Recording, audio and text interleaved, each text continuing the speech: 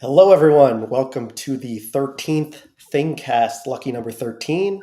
I am Josh Weiss, producer and co writer of The Thing Expanded, and today I'm joined by Thing Expanded writer director Ian Nathan and special guest Chris Guinto. Before we dive right into our conversation with Chris, Ian, would you like to give us a little production update? Yeah, I am. We are at the stage now, which I like to call the home straight, but I should probably caveat that with the home straight's about 2 months long. It's got, because I'm sure if my editor was listening to this, he'd be now screaming at the screen, given how much we've still got to do. But it's that lovely bit of production where you start to finesse the edit and you start to put in graphics, and what might have been a bit fuzzy around the edges comes right into focus and things sort of emerge. So we're still cutting a little bit from it. Anyone who saw the assembly, it's very long. We're going to bring that down. There was quite a lot of repetition and a few things didn't quite sort of make sense. We're kind of dealing with that, moving a few things around and slotting in the last few pieces. But yeah, it's very gratifying to sort of see the film sort of emerge from the clouds and take shape. So I'm happy, relatively happy. Awesome. And as always, we encourage you guys to take screenshots of this and post on social media and tag us at The Thing Expanded on Facebook, at Thing Expanded on Instagram and X.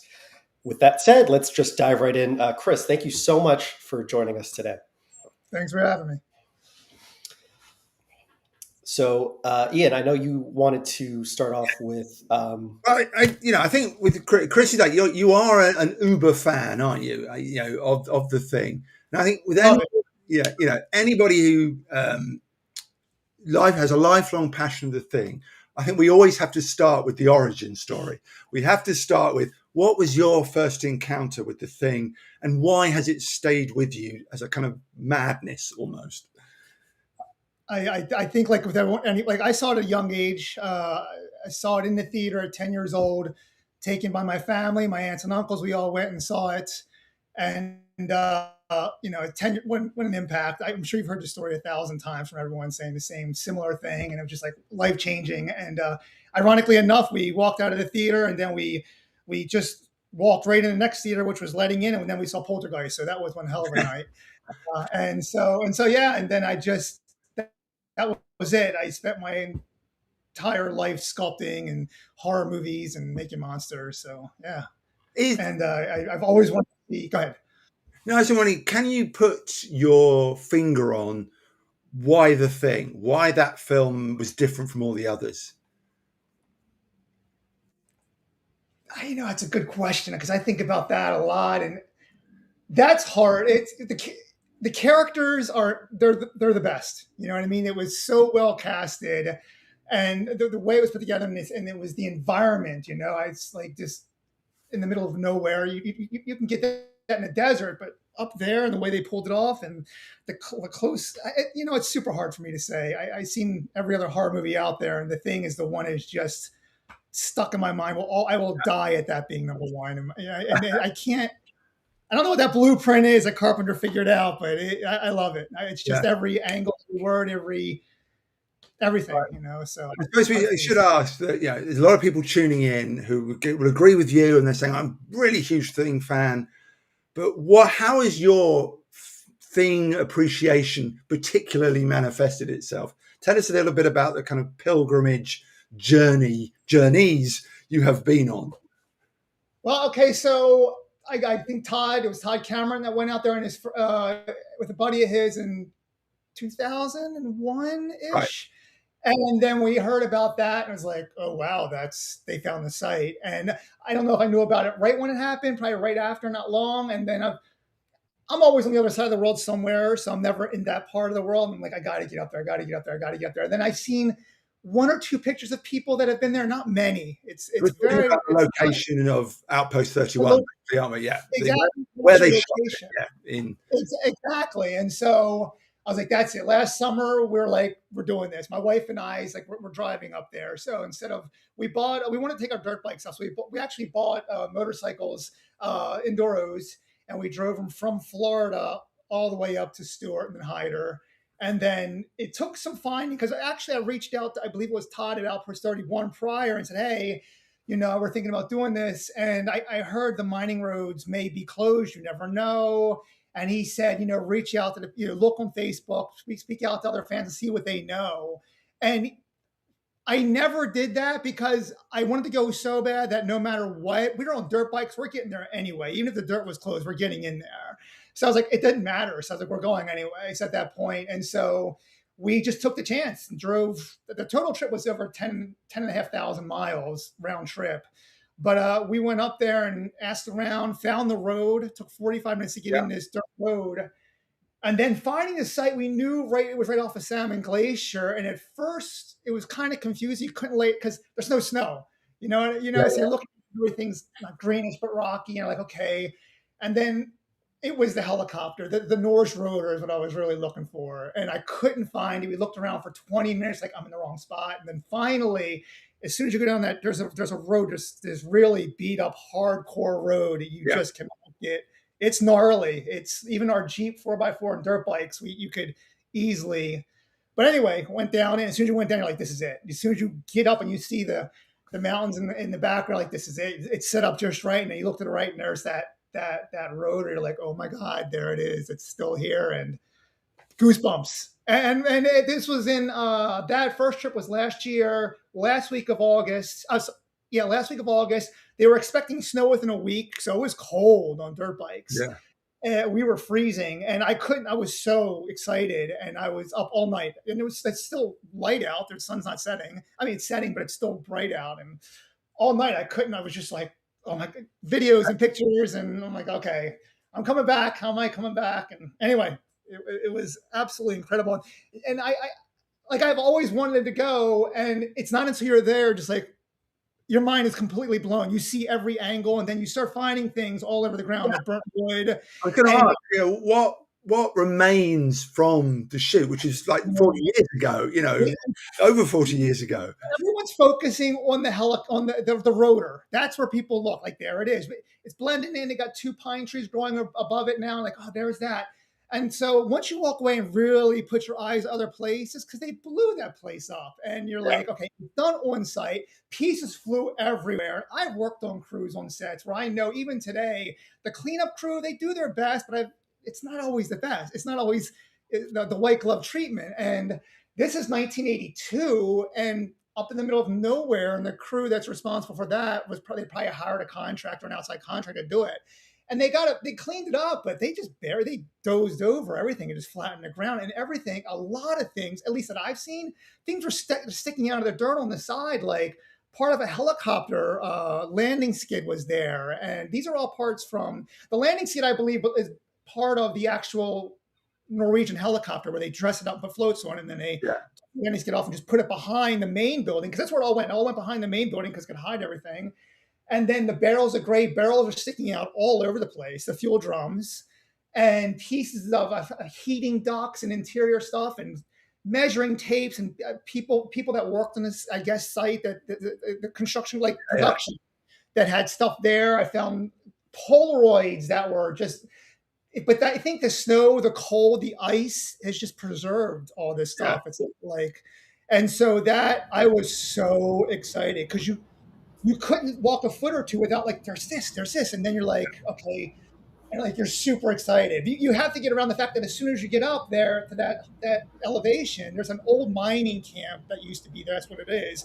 And so that you got to make sure that you don't go right to that, because that's offset, but it's way down in the hill. You're like, oh, this is all part of it, but it's not. It's like an old pier and a lot of railroad ties and things. And I have video where you can see, like, that's not it. But once you walk right past it, you can see the angles where they set the cameras for this shot. Wow, I could talk days about it. Okay, talk about the weather. So you went, reckon it wasn't snow on the ground. Have you been at any point when there has been snow there?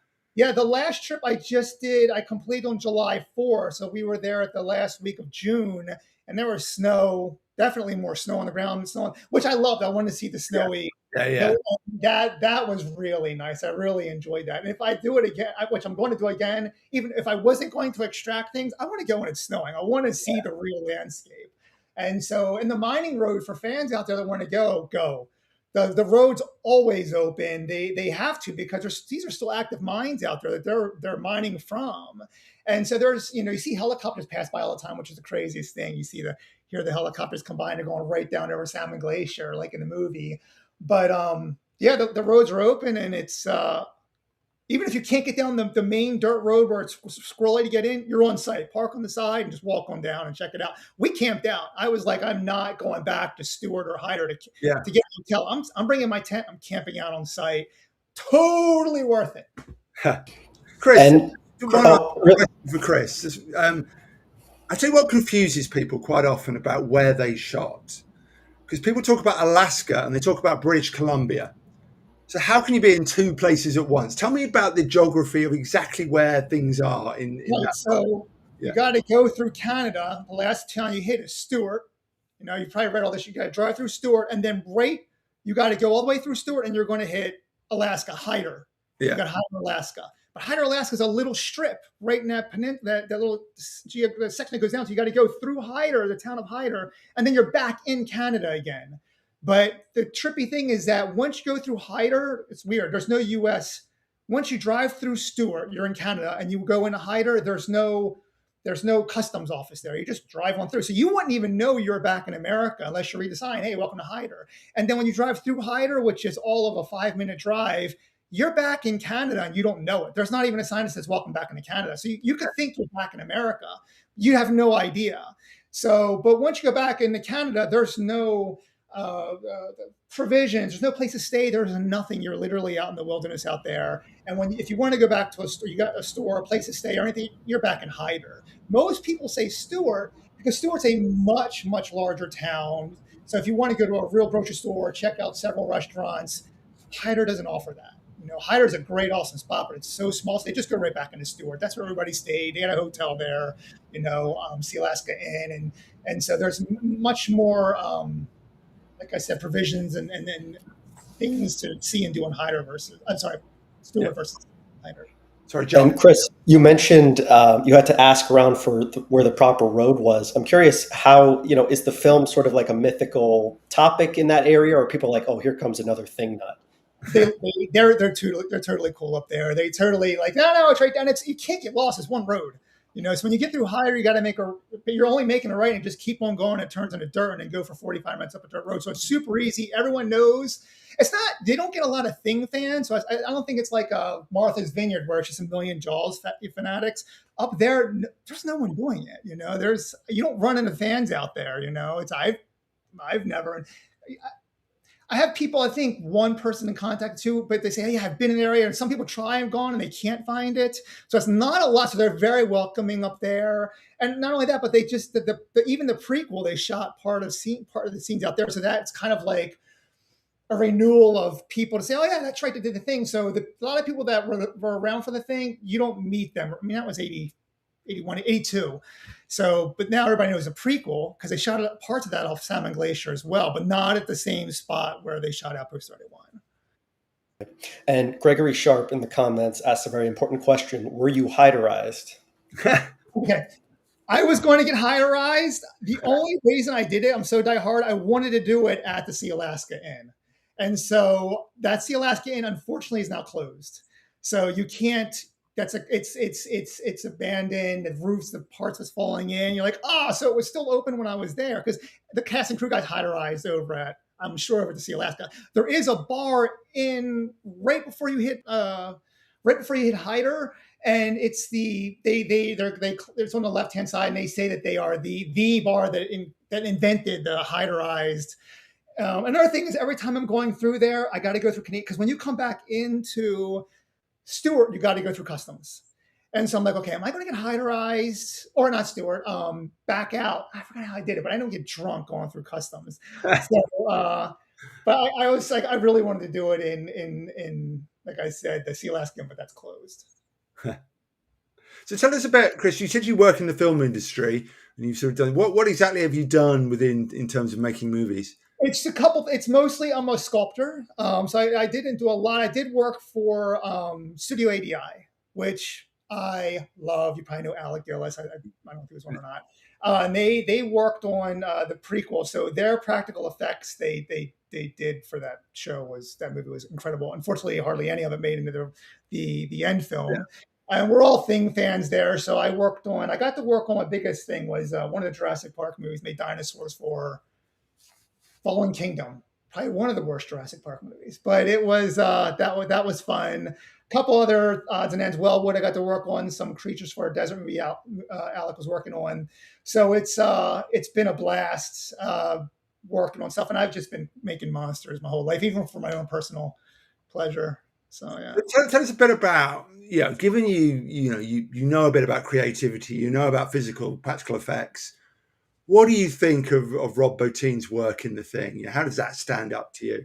Awesome. He's a god. You know what I mean? So I mean, like, I meet people that are like, yeah, it still holds up, and then I meet someone every now and they're like, ah, it doesn't hold up. I'm like, you crazy? It's amazing, and so I love that it's still a lot of puppeteering even back then, which brings everything to life, just like they the Thing dog, which is created by Stan Winston Studios. I mean, it's just amazing. So yeah, no, I'll watch every time, and I hate looking at things with a critical eye. And I try not to do that with a thing, but I've seen it so many times. Like, okay, what's in that corner? What they do? Oh, I see that left fishing line, and you don't want to, but you dig into it when you work in the special effects. So yeah. What do you think about those effects? Is so good? It is so different. Is it the invention? Is it the fact that there doesn't seem to be any rules at all? Or are there rules that's and it's so lifelike, and that's what sort of brings it. It's really there. I think it's really there. It's really there. Even if it's a 5-second scene, it's there. It's happening, and I have nothing against, CGI as long as it's married with practical, because I'm not a huge fan of CGI and I know nothing about that, but I'll die doing practical clay stuff. But it's it's still it's something they can touch. It's really happening. The teeth are crushing on the guy that's got no arms and ripping those fake arms out. That's all really happening. And so when I still show that movie to people that are 15 years old today, and they're like, oh my god! And I see them jump in certain scenes, like it still works, Yeah. And I that's it. The gore, the blood, all of it. I love it all. I take it all in, like, just eat it for breakfast. And you actually brought home some souvenirs from the filming site, right? I did. The biggest thing was when I went up on the dirt bikes, I was like, okay, I'm coming right back. So we brought our Jeep and we brought a trailer, and I was like, I'm getting. Unfortunately, I have to get that the Norwich copter. What's left of it anyway, because it's just rusting away up there. People are taking, and I would too, just pieces of it, cutting pieces away and grabbing this. I'm like, okay, I want to get what's left and kind of save it. So I had that. That took a lot of work. We had some planning. We brought some 2x6s and a lot of ratchet straps and a lot of stuff to figure out how to move that thing. We had to move it 100 feet. My wife and I, off the original location where they blew it up, to an area that we can get the Jeep to. That took a while. I think one of my wife Mel found we found a vent stack from the actual, we think is the main building, which was awesome to find that. One thing I really love is a blast tube, which I can't confirm, but I'm almost positive it is, because we work with blast tubes in the industry and it's identical. So it's a blast tube we found on the hillside over there behind the tool shed, the location of the tool shed. And basically we're sure that that's what they use when you put a blast pipe in, and this is usually blast pipe depending on what you want, how big the explosion is going to be. But this one was a pretty good sized diameter blast tube, and you put your explosions in there and you have it. It's welded on one side and completely, basically it's what it is. It's steel tube, and you just direct the force of an explosion upwards or sideways, wherever you want to do. And we think it's what they use for the very beginning when they're throwing grenades on the Thing dog, and they've got these upward blasts going up into the sky. And I think they would have used it for that at the very least. And I'm sure since they got this thing hanging around, they probably use it for a lot of the stuff at the very, very end. Blowing, when you have that outward shot of Outpost 31 and they're blowing things sky high, I would reuse it again. But yeah, that's awesome. I've got so many, and a lot of souvenirs. You got the burnt wood on one side and you have gray paint on the other. You're like, that's totally Outpost 31. You just got to look around. There's stuff everywhere. I found Polaroids. I guess people on set were taking shots in the movie that are all, you can't see what's left. You could see who there was in them. They were preserved. Couldn't see anything. I took them. But yeah, and, I found there's so much. The helicopter site is where you find a lot of stuff. Because the helicopter site, they blew that thing up and they left one site the whole time. So it's always there in the background, especially at the very end. You can still see it's right there. And that we really dug into that a lot because it's kind of odd. The you can see where they blew it up and then they go back a second later and they had to take off that because that helicopter, that rotor weighs 350 pounds. So they Yeah. would have taken it off the frame, moved it off to the side, and then just continued to burn it, which they did. So that spinning blade is not on the helicopter if you look at it. And after like a seconds later, and then you can see the good wreckage of the helicopter there. So that there is melted aluminum and plastic and pieces of helicopter. It's all still there. You can just go back and dig around, and It's a fantastic kind of it's incredible. Yeah. Yeah, it's incredible. I know, It's kind of weird dimension, isn't there? Of it's almost like you're going on an archaeological dig. 100%. Yeah, for something that was made up, that Yeah. was created fictionally in this place. But it's become 100%. a real thing. It's become its own mythology. It now lives. Yeah, and we have we on our side we do a lot of commercial paleontology and things like that. So we have the trailers for fossils, and we have shovels and everything you can imagine for digging up this stuff. So basically, to me, Outpost 31 is now literally it's just an excavation site if it's done well. Because I take everything I grab. I have GPS coordinates. I map it all out where it came from, so I can try and figure out what happened or how they cleaned it up. Because what it looks like when I have a lot of great drone shots and GoPro footage where they just doze it over. Even McGreedy's his shack, they built a hump there, a shack, and then they built steps to go up to a shack. That's all flattened out now. But it's all, and basically I think about, they had to clean this thing up. They were done filming, I guess, sometime mid to late winter. And they're trying to clean this up as best as they can, but are they pulling major dump trucks back there? I don't know. I know for sure I found I pulled at least 6 barrels out of the ground, gray paint. Some of them still had, one of them still had fuel in it, which is the craziest thing. Diesel. Yeah. It was pouring out of the side. And there are so many more barrels that are still buried underneath there. And you could just keep digging and digging, this just keeps on going. And so I would say a good part of the wreckage there of Outpost 31 is probably still buried there. I will tell you that I strongly believe, especially since they just left the rotor there, and there's no reason to drag a helicopter, because where the helicopter's located, that's not easy to get to. That's very hard to get to, actually. Yeah. It's not easy for a vehicle to get to, I could say. You know what I'm saying? It's 100 feet from flat ground. And they were like, okay, we're not picking up this heavy rotor and bringing it over. That fuselage is buried out there. That burned fuselage is somewhere there. So I'm like, all right. I keep looking for stuff. I'm like, okay, that was here. Is that the Holy Grail? Is that the one you want to find? Yeah. There's a lot of things there that I know were on site that, okay, a great deal of the movie was shot in LA in Universal. Okay. So I'm like, okay, what was shot on site there? And I know there's a lot of things that are shot on there. And I'm just wondering if is Benning's thing still there? You know what I mean? Because that was burnt out there and dug over. So you never know. And I know Rob Bottin was very critical and we can't let, they had to destroy the Norwegian. He destroyed that. The Norwegian thing. So did he do that with Bennings? Is that still buried out there? And after you see the amount of things that are still there, that's just, you dig around a little bit, you're like, okay, what is here? Because we're just leaving it. We're done. Because you also have to take consideration. They've just went through all of filming in Universal. Now they're up here. They've been out here for the winter in Alaska. Canada. And I think, is it anything like Spielberg, where he's at the end of Jaws, he's like, I'm done. I want to get the hell out of here. And I'm wondering if the cast is like, I'm freezing. I want to go back home. And I think that was John. I think John was very happy to leave because he felt cold. And so he's happy, and the cast is like, oh, the cast was gone, but obviously the cleanup crew, that's where it lies. I can tell you right now, they didn't do it. The spit shine clean. Cleanup crew. Chris, let me ask about the film itself and your relationship with the film. If I had to say, name your favorite character who's not Mac, who would it be? I like Palmer. He's just totally chill, and he's just I don't know. He puts that chuckle in, and the way things the line. I think really it's that, are you fucking kidding me? Look, can I say that? I guess I can. It's just, even though he's probably the thing at that time, I don't care. Palmer, I love Palmer. So yeah. I mean, I can pick. We're all good. And Chris, in the comments, people are asking. Nick Nichols asked, any advice for those who have to fly to get there, but I'll just kind of build on that and say, what is sort of your general advice for anyone looking to make this pilgrimage? So yeah, I did drive up. If you're going to fly in, I would imagine you're flying into Vancouver, and just rent the vehicle in Vancouver and drive in. And I don't. There's no, you're not flying into Stewart. You have to fly into Vancouver, if I'm not mistaken, and just taking the sights, going up. I would bring a tent.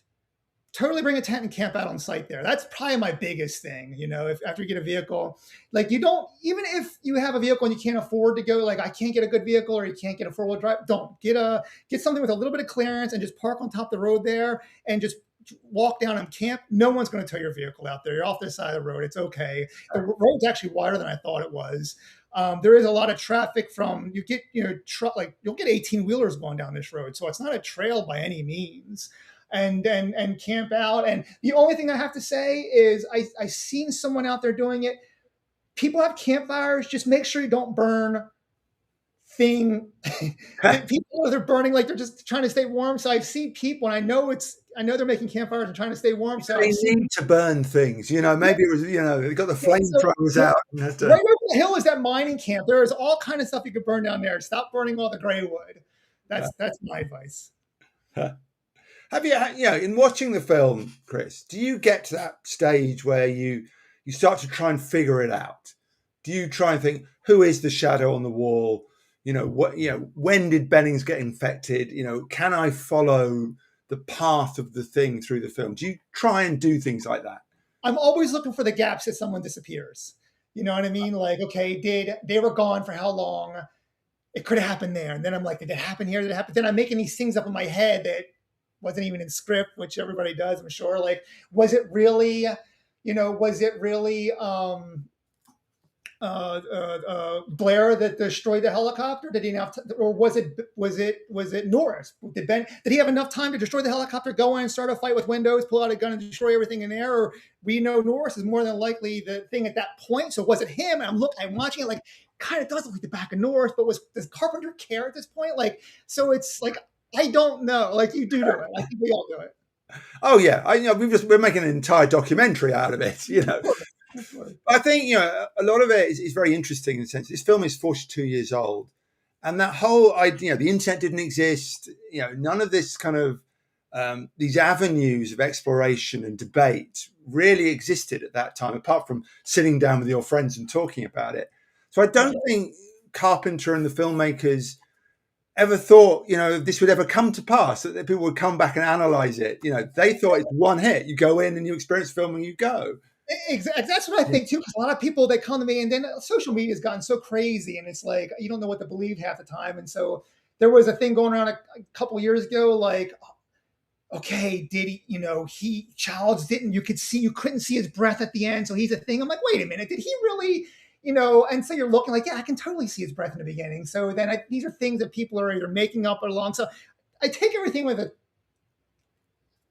a spoon of salt, and I try and like balance it out instead of looking too far into it. Because like you said, I think John was making just an awesome, fun horror movie at the time, but I don't think he was, there's no way he would have known what this would have turned into. And if he did, maybe he would have done it differently. I had no idea. The clues are a little more chicken eggs.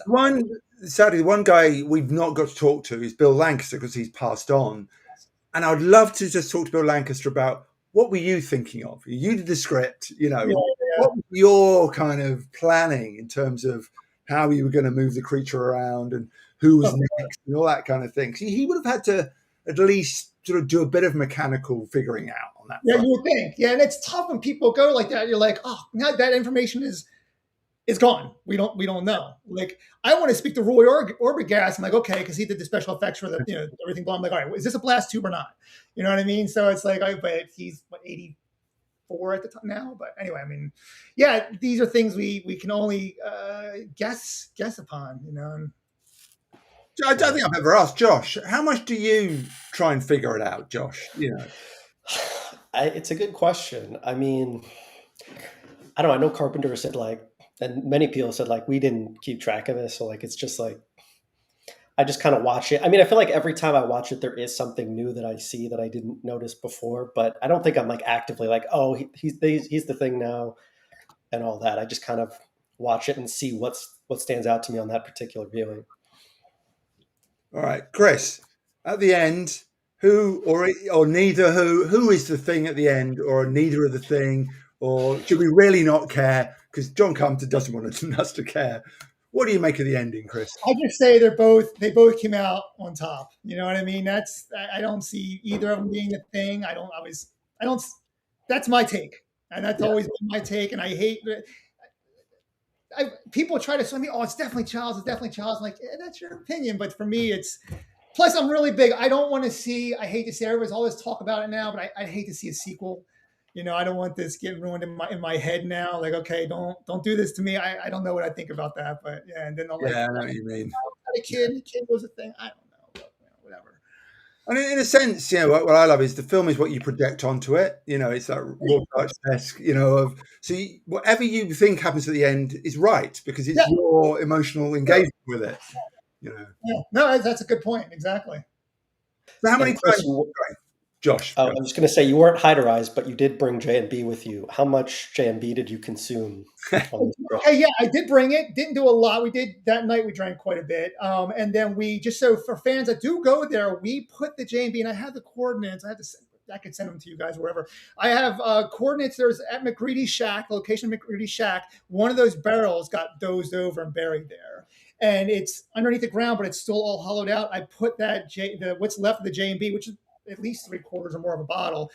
In fact, there it is. Yeah, inside that barrel. And Yeah. there's also a sign-in book for people who just want to write and say, "Hey, we made it." And so it's all in there. It's all wrapped up, so it's not going to get super wet or destroyed. But yeah, have fun, go party, drink the rest of that J&B, and enjoy. And for me, I would like hey, if you guys find something new, write it in the book, let people know, because I want to see this stuff protected, because as it's sitting out there, it's just getting destroyed. And out of all the barrels I dug up, I only found 2 with gray paint. I'm like, I wish I would have been here a year earlier, things like that, And not only that, I don't want to hold on to these things. I would love to see the Academy Museum of Motion just, hey, give it to them, let them make a display out of it, let the other fans see it. I don't want to hoard this stuff. I'd love for everybody to see it. So somehow, some way. So, Chris, do you ever plan a pilgrimage to Antarctica itself? No, not really. I'm definitely a warm weather person, so I like it. The only thing kept me warm up there in Canada was being at the site. After I left, I just got cold again. I was like, oh, it's just too cold. I can't do it. No. And is your wife a big fan of the film? She is now. Yeah. At the first, she's like, oh, I don't want to go up there. And then she got there, and then of course we also brought a laptop. We watched the movie on site, and then she got totally into it. And then after she's seen it, I don't even know, dozens and dozens of times at this point. And then when we went the second time, that's it. She laid straight into it. She was super happy and like, okay, let's find this. And she starts digging into it. And then now really my whole thing is now, since I've been on site, it has opened up an entirely new chapter for me with the thing. Because before I was just watching the movie and enjoying it. But now I'm like, okay, that's episode 31. And you start digging more into it. And when you try and find the props, it really does make a physical connection to the movie and the making of the movie. And, that's on a level I can't even explain. I mean, that's another dimension, isn't it? Yeah, it really is. And so I showed one of my friends. He was the only one who saw it because it's right now. The stuff is actually in LA. I'm in Florida now, but it's in LA in storage, all drying out after being wet and cold for 43 years. But he saw it a couple of weeks ago, and he's like, "Oh my God, there it is," and to see how the helicopter, how it actually works. That was all made probably in LA and shipped up. I'm not sure about that. But it's not just the top of the helicopter. It's a mechanical thing made by the special effects department so that when they blow it up, if it's a fake, they didn't want to blow up a real helicopter. So you start looking at details like that, like, oh, that's how that worked, which I never would have known. Yeah. No one would have known unless the people that gone there and looked at it and said and figured it out, or other pieces that you're digging out, and to smell diesel fuel out of the barrel that they probably, one of the screen used barrels that they probably used to burn stuff like that, jaw dropping. Yeah, I got that barrel. So do you watch the film also with an eye on literally how they did it, the practical elements of it? Yeah, if you're talking about we were trying to match up what rock they stood on when they put this. Obviously, they're using different lenses, so it's going to be a different look. But you're trying, they should start where they shot. We know exactly where they stood when they blew the entire camp up. There's a road in the background, which they would have stood. I mean, set up everything because you couldn't take chances of blowing up precious equipment. But all the angles, Of course, the very beginning is an Outpost 31, like when they're running across. That's Juno, isn't it? Juno Icefield. I think the dog helicopter. Yeah, yeah. So, those things you're just like, okay, that wasn't here, but anything with Salmon Glacier, and just for a note, like even Outpost 31's amazing, but Salmon Glacier, you don't see it in the movie at all, but you just see Outpost 31, and you always see the great snowy backdrops, but the backdrops of the mountains in the background, but you don't know that actually drops right behind that building, the big building. It drops straight down into a gorge. It goes straight out to those mountains, and down there is Salmon Glacier. So it looks like it's all connected, but it's completely not. And so Salmon Glacier is the 5th largest glacier in Canada, and it is the only glacier in the world that you can drive to by road. So you can just drive right up there and check it out. That becomes a tourist. A lot of people they drive right up to it. There's an area that you can look at way up on the road, miles up, and check it out. But none of them, I don't think, realize if you just kept on going, you would hit Outpost 31 if they're fans, because a lot of people have seen that movie.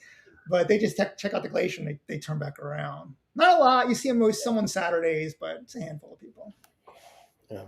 Did you meet any locals who were there at the time? Like, do they remember the filming? Do they have any anecdotes from? I asked some people at the post office there in Hyder when I mailed some stuff back on my first trip, and they talked about, oh yeah, no, they would say the same things we already knew, like, where they were staying, Sea Alaska was in, the Sea Alaska Inn was open at the time, but they weren't like too involved, because they're even though it's Stuart Hyder, but where they did all this filming was all way back in there. So they don't know really a whole lot what's going on. They just know of locations and how to get down the road and things like that. I did ask around, talk to people. They will always send you to Stuart, because Stuart has, if you go to Stuart, go to there's a place there. Anyway, they have all these these behind the scene pictures that they took, and they're all there in this little area. It's not the library. It's almost like a chamber of commerce that displays, a lot of stuff in the area. They shot Iceman there. I don't know if you know Iceman. It's an awesome movie they shot there on Salmon Glacier.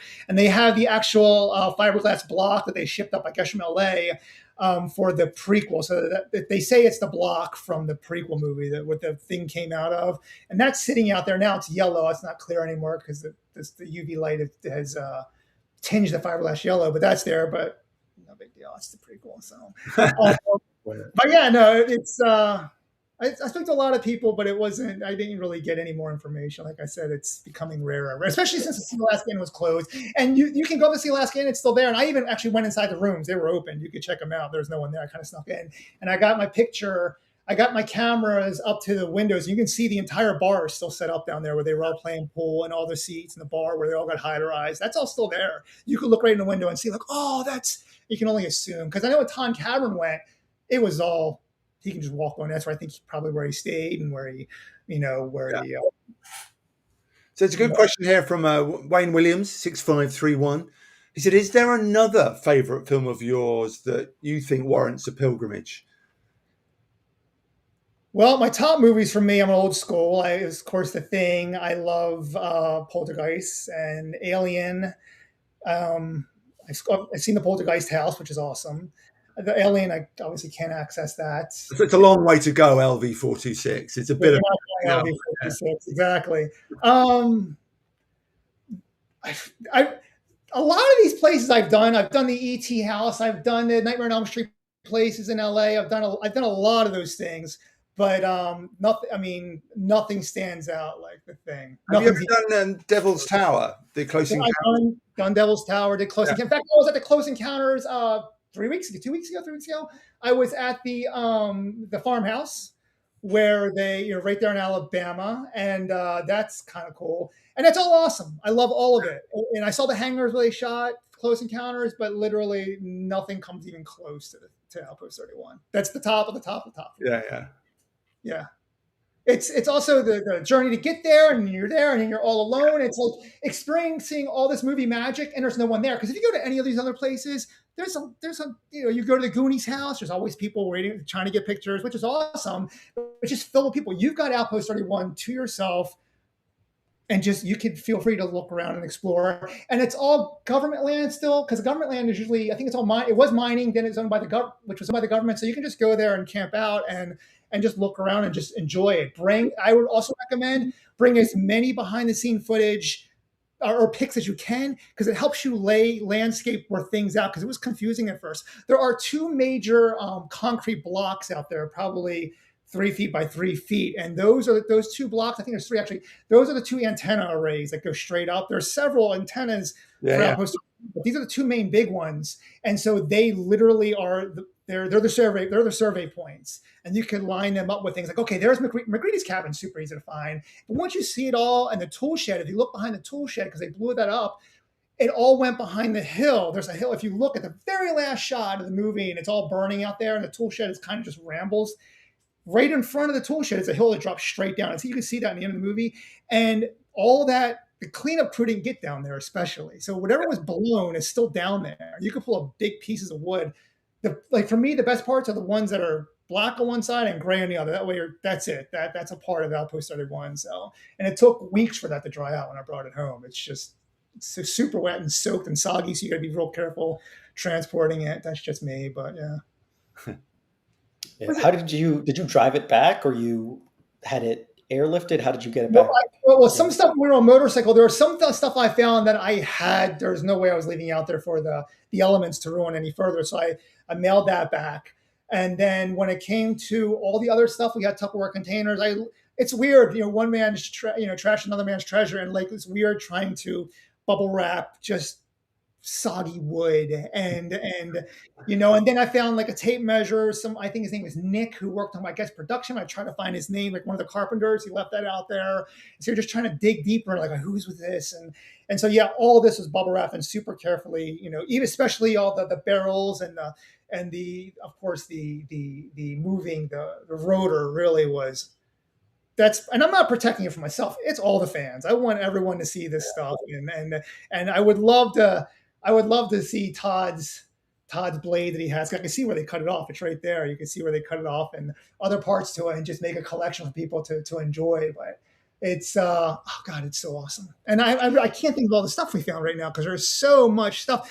And if you do go, like if you go look at the site, anything on the hillside, I see a picture that was just there of the barrels. That whole backside there, that hill, that is all. There's that block there I'm looking at right now. That's one of those blocks the antenna sat on. The backside is just barrel after barrel after barrel after barrel, and on endless stuff. And you're still digging in. And I saw just there's a heater duct or an air duct that went straight in, and it just filled. And it just kept on going. Like, okay, you got it. We ran out of room in our trailer, and we couldn't take any more stuff. Do you think you'll do some sort of fan exhibition in the near future, or like an art gallery or something to show these off? I would love to. I actually contacted Monsterpalooza in Pasadena for next summer, like, hey, or spring. I said, I got this stuff. I want the fans to see it. And I've been to Monsterpalooza countless times, but it's not considered artwork. It can go attached to like a thing art piece, but I really wanted to set up for the museum for people to enjoy. So I would love to set this up and, make good stands for it and people to enjoy and take pictures. And people have asked me if I want to clean it up. I don't. If you clean it up, off the. I don't want to. I want to leave it as is, but I don't want it to get any more degraded. So I kind of preserve it in a dry area right now. And whatever room I do set up for it, it's going to be climate controlled. Like it's like the most important stuff I have. So yeah. Chris, have you ever met anyone from the production? Have you ever had the chance to chat to any of the? Yeah, I for a long time spoke with. He says, oh, what the hell is his name? You guys had him on here. I think this summer. He's a sculptor. Worked with Rob. Yeah, what's it? I'm also blanking on his name. He was great. Great. Someone should probably remember. Hold on. Let me pull it up. I didn't mean to throw when I work in this, when I go to Monsterpalooza and talk to people, I met him and we were talking a while about it, and just mostly him and other stuff that have worked. Brian Wade, by the way. Thank you. Brian Wade. Yes. Sorry, we love you, Brian, if you're watching. Brian. So yeah, Brian's great. And he must have been super young. I gotta fly. That's young at the time when he did work. I think that the whole of when Rob was 22, 23. They were all very young. They were just kids, basically, having the time of their life. Yeah. Because Rob got super burned out from all my friends I spoke to over there, and now at least he was in real estate for the longest time, and maybe he still is. But I would love to do a team of collaboration because I do a lot of sculptures over Monster Palooza just to sculpt with. Yep, I sculpt with Rob Bottin, just to set that up. But it's just that'd be amazing. I do like when I worked over in the studio in ADI, I got to swap a lot of stories with Alec and of course Tom Woodruff. They worked on you know all the movies. They worked on all the Predators and Tremors. Oh my god, another favorite of mine. And so swapping stories with those guys was just amazing. But they didn't work on the thing. They did work on the prequel, but it's not the same, and they got completely robbed. But yeah. So how many times? Sorry, Josh, I was just going to say Alec is in the documentary, so yeah, I saw really that. great stories. Yeah, I saw he was in. Alec is a classy stand-up guy, man. He has got the greatest stories. He's super funny. I love one of my favorite bosses. I loved working with him, and he's awesome. Yeah, I'm sure he was perfect for you guys. Oh yeah, I mean, and he loves the film. He really. There is such a kind of amongst the special effects community, especially a kind of reverence for the thing that kind of like the holy one that they all look to and think, if we can get at least halfway to the thing, then we've done well. It's And another thing is like I watch so many every Friday night is a horror movie for me. I do a Friday horror movie night every night for as long as I can remember since I was a kid. I don't care what party, who died, who's getting married. Friday night is reserved for horror movies. I do different horror movies every night. Once a week. And so I've seen so many, and it's so awesome to see that the most revered movie, because they're always paying homage to movies. Yeah. Some of these movies, it's always a Thing poster in the background or a line from The Thing. It's more so than Jaws. Like it's The Thing is when it comes to horror, that's it. That's the movie. That's the one people speak. And Stranger Things, they have, I think season 1, first episode, the Thing poster in the bedroom. Like you find that everywhere, and I love that. So yeah. So why do you think it didn't work at first? Why has it taken? You know what? I have no idea what people are thinking. I can't think that way. People are like, they hated it. It was horrible. I'm like, I still don't understand why. I get E.T. was out. I understand that, but the hate is not the right word, but it was definitely, you know what I'm saying? Like, I don't get it. I can't understand it. And that is a loss to me. I don't understand nothing's changed. The movie has not changed since then to today, and it just the reverence has gotten more. But you get people out there like myself that saw it, and I know Guillermo del Toro. He was like he loved that movie initially, and it's those are the people that are just like they love day one, and it's never going to change their whole life. And those that hated it, I don't know what they were thinking. They were on crack. I don't know what it was. I can't place it. I can't even try to understand the thinking, the logic behind that. I think, people underestimate now, 40 years ago, how E.T. had changed America at that point in time. Right. And people weren't willing to let go of E.T. So I think there's anything in E.T.'s slipstream, and we're talking about, Mad Max 2, Blade Runner, The Thing. Cool. People just weren't willing to let go of the feelings they had for E.T. So they just went to see E.T. again and didn't. It's just bad luck in a way, I think. I mean, I saw E.T. My mom cried when he died, of course, in the theater. I saw it in the theater. But like, it's E.T. fans and Thing fans they're not. Some of them are very different. You know what I mean? Like, I love E.T. E.T. is an incredible movie, but it ain't the Thing. You know what I mean? And so, but Steven Spielberg, you got those Spielberg-esque movies. You get like, even though Toby Hooper did Poltergeist, that's Spielberg's fingerprint all over it. Yeah. And so it's a different type of movie. You're not going to get gore from Spielberg. Not that I need gore. When I worked on Jurassic Park Fallen Kingdom, I worked on one of the dinosaurs, and we broke its neck, and I wanted to have the spine come out and have all this, blood or whatever, muscle tissue coming out. And Alec comes by and he's like, yeah, no, we can't do too much. Steven won't like that. And I'm like, okay. And I didn't know who he was talking about at the time. And I was like, oh, that's Steven Spielberg won't like that, of course, because it's not his thing, and that's fine. And so, yeah, his hook in his movies that are very, Spielberg, it's different from The Thing, very, very, very different. So, I don't know. There's not enough gore hounds out there, not enough horror fans. I don't know why. It's the only. I don't know. The world needs more horror fans. That's all I can say. Yeah, yeah. So have you ever calculated how many times you have seen the thing? There's no way. If I were to like, some people say, "Oh, I've seen it a million times," but like, if I were to literally think exactly how many times, conservatively, I would say well over 100 throughout the course of my life. Because when it's not just that, sometimes it's wallpaper in the background. I'm pressing play and I'm sculpting something, or okay, I'm going to hear the thing. I'm working on this, and it's on all the time. It's on in the background, so it's always there. Maybe I didn't sit down and watch at that time, but I watched certain scenes, and so I can't. It's hard to say. It's a lot. It's a lot. It's like Stephen Colbert told us, like it's just his comfort movie. He'll just put it on That's whenever. exactly. You just put it on, like, oh, I want to watch the thing, and so that's it. And there's nothing comes close. And there are times where I'm like, I don't want to wear it out. You know what I mean? But and you try not to watch it. You're not wearing that movie. For me, I'll watch it a million more. I'm not wearing it out, so I feel good about that. I don't feel like, oh, I've seen it a million times. I'll watch it again and again and again. Day I'm dead, I'm watching that movie. I love that movie. And that's the sign of a true masterpiece. Yeah. I got to. I saw Carpenter in concert a couple weeks ago, November 1st, and I'm like, oh, I wish I needed to get this rotary here and have him sign it. So, and I'm not big into autographs. I don't have anything autographed, but I think I need to get. Have you talk about Carpenter? Have you done any other Carpenter pilgrimages, like the Fog? You know, it's in California, isn't it? Just up the coast. I haven't done the Fog. I would love to do that one.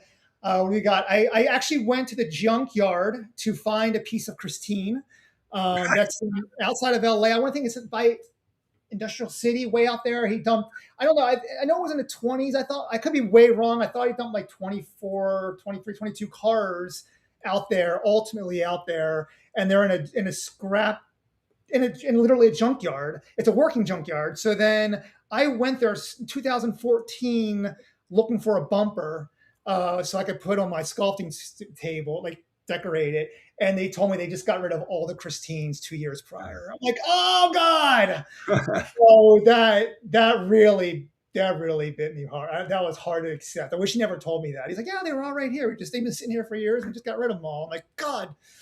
But yeah, no, those.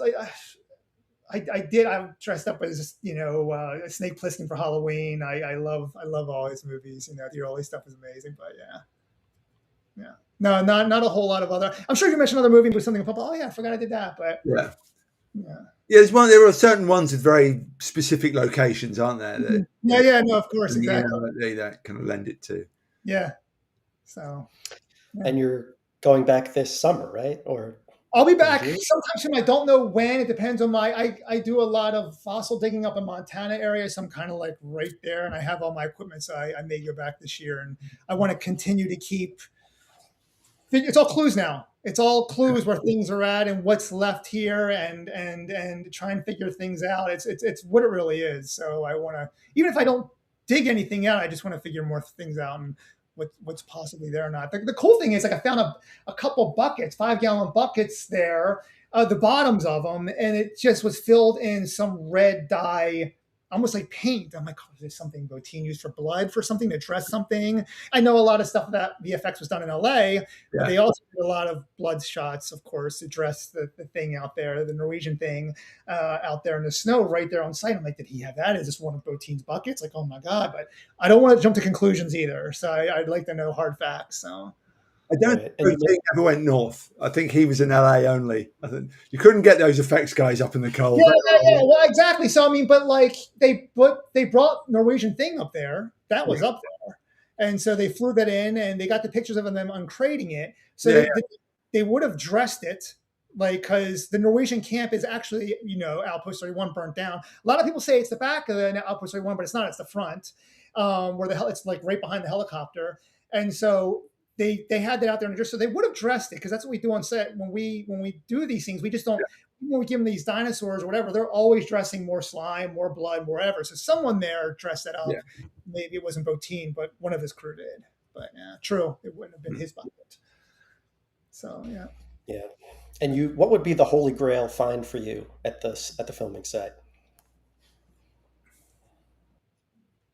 I know everything there is so good for me. I can't put a finger on anything. I would love to see some like a hand or a Benning's hand. That was because he had those two.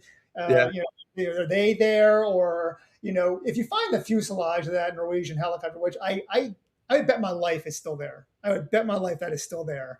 And it's it'd be crushed because it's not like it's in perfect condition. Even the barrels are all crushed, and sometimes you could um, find them a little better, but everything that's the beauty about it. Anything out there is just awesome. yeah, So, and I think the Norwegian um, rotor sticks out because that's the one piece everyone speaks of because that was the only piece anyone knew of. And I think people are going there and they find it and they're staying in Stewart and they're like, oh my God, it's amazing. And they do all the pictures, they look around, they find a few pieces of burnt wood, and then they got to leave because they got to get back because it's getting, whether for the weather or whatever, and they got to go drive back to Stewart. But if you stay there overnight, you're just like, I'm gonna take my time to look around. Wow, do a deep dive there and you'll find so much more stuff and everything there, even little pieces of wood. I like if my wife picks it up funny, I'm like, no. It's I get like crazy. So So, Chris, I mean, our time's going to run, coming toward an end here. yeah. Tell me a little bit about, yourself. You're a guy who clearly travels, who loves nature, the outdoors, obviously loves movies at the same time. You saw The Thing when he was 10 years old and apparently wasn't traumatized by it. But, where is this kind of, I would use the word wanderlust, but in a positive way, where does it come from? It's I was raised on a healthy diet of, this is the 80s. I'm born in 72. I'm 53 now, I think. So like as a kid, I had the one TV with the three channels and you just VCR in a room, and that's all I did was watch horror movies. My dad we didn't have cable. I'm from Baltimore, so we didn't have cable for some reason in our area. And my dad would bring home. He had a deal with his friend at work. He'd give him a case of beer, and he'd record three horror movies, only horror movies off HBO, and we get them and start. So that means Thursday we get our three horror movies, and so that's all I did was watch horror movies, and of course there are a lot of sci-fi movies, sci-fi alien, sci-fi horror, and so you get into this, and when you I don't know, to tell you the truth. That's the only thing I can think of. Like everyone else, I know I got a bare room right now, but I got so many cool like artifacts and things to show. And I was in Tunisia. I saw the actual Raiders of the Lost Ark scenes and things like that. Found them out there, and you're just like, I love it. I love finding this stuff. I love seeing production and how these things are made. It's not just the movie. And when you start seeing these things and how it's made, then you're like, okay, I've always wanted to make my own horror movie. And so that's the end goal. That's the end game. I want to make my own thing, no matter if it comes out to be a shitty movie. I don't care. It's my movie. It's fun, and that's what I want to do. Right. And if somebody is willing to make the journey on motorcycle, what model do you use? What do you recommend? You could use any bike to get there. It's just that last jaunt going down the hill. You'll see Salmon Glacier on your left, and then as you go up the hill and you turn around the corner, you'll see Outpost 31 right there. Todd Cameron has a really good picture from up top. And when you go around the corner to go to Outpost 31, you got to go down the hill to get to it. That hill you're not making down in a normal street bike. You have to have an enduro or dirt bikes. Or like I said, just do what a lot of people do, and that's park up top. I don't even think Todd brought his SUV, his rented SUV down that hill. He parked up top and would have brought the rotor that he cut off and dragged it up. And you can totally do that. So you can go out there with anything. Just go. There's a good question here from Ian Mitchell, 512. He says, are bears an issue with staying overnight? That's a good question. Yeah. Bears are obviously in the area. I bought hardcore bear spray. I have it with me. Just in case, I don't know if you can see them on our bikes, we have bear spray attached to a lot of our front of our bikes. We've never run across them. You can see bears running, going to Stewart. You can see them on the side of the road, but they're up there. But if it became between, I would fight a bear for that Norwegian helicopter rotor. So I love to come to that, Chris. So yeah, no. Take bear spray. Yeah. And when customs, when they pull you over, they're not pull you over. When you stop at customs, they'll ask you, "Hey, do you have anything in here? Do you have any bear spray?" And if you say yeah, tell them, because if you don't have it, they're going to ask why not. Have it with you. Bring it with you. I don't know if anybody had any issues, but I know Stewart had an issue. A couple times they had a bear running around in town, and they had to take care of. But they're around. Yeah. Right. Better safe than sorry. Yeah. And just to close things out, Chris, if people want to follow your journeys, where can they find you online? I don't. Unfortunately, I'm horrible at social media. I'm on Studio Ginto. I guess it's at Studio Ginto, but I don't really. I used to post, but I'm horrible at it. I need to do more of that, I guess. But yeah, it's maybe I post something here and there. I tell you the truth, I don't even think I posted my last journey to Outpost 31 on there at all. So I need to do more of that, and I'm sorry, but yeah. There you Well, are. it's exclusive. Brilliant. Um, Chris, thank you so yes. much. I mean, what an amazing story. You know, an amazing Yeah. adventure ventures you've been on. Just Thank fantastic. you Yeah. very much. I just Yeah. want to share with everyone and go check it out. It's awesome. Make sure you get that J&B. It's down in that, down that barrel. Yeah. All right, cool. All right. Thank you, everybody, for joining us. We will see you next time.